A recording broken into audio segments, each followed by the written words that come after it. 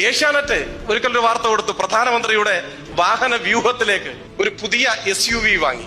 പ്രധാനമന്ത്രിക്ക് യാത്ര ചെയ്യാനല്ല, അദ്ദേഹത്തിന്റെ വാഹന വ്യൂഹത്തിലേക്ക് ഒരു SUV. ഏഷ്യാനെറ്റ് വാർത്തയുടെ തലക്കെട്ട് എന്താണെന്നറിയോ? പ്രധാനമന്ത്രിയുടെ വാഹന വ്യൂഹത്തിലേക്ക് ഒരു കിടിലൻ SUV കൂടി. വാക്കൊക്കെ ശ്രദ്ധിച്ചോളണം. എന്താ വാർത്ത പകർന്നു നൽകുന്ന സന്ദേശം? ആഹ്ലാദിച്ചാട്ടെ, നമ്മുടെ പ്രധാനമന്ത്രിക്ക് അകമ്പടി സേവിക്കുന്ന വാഹന വ്യൂഹത്തിൽ ഒരു കിടിലൻ SUV കൂടി.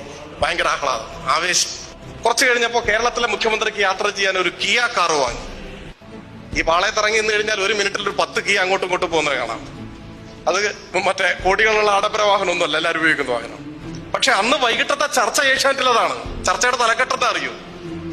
ധൂർത്തിന്റെ കാർണിവൽ. അതാണ് പ്രധാനമന്ത്രി വാങ്ങിയ കിടിലൻ SUV ആണ്. ഇവിടെ യാത്ര ചെയ്യാൻ വാങ്ങിയിട്ടുണ്ടെങ്കിൽ ധൂർത്തിന്റെ കാർണിവലാണ്. അപ്പൊ വാർത്തകൾ എങ്ങനെ ഡിസൈൻ ചെയ്യണം, എങ്ങനെ കൊടുക്കണം എന്നൊക്കെ നല്ല ബുദ്ധി ഇവിടെ ഉണ്ട്.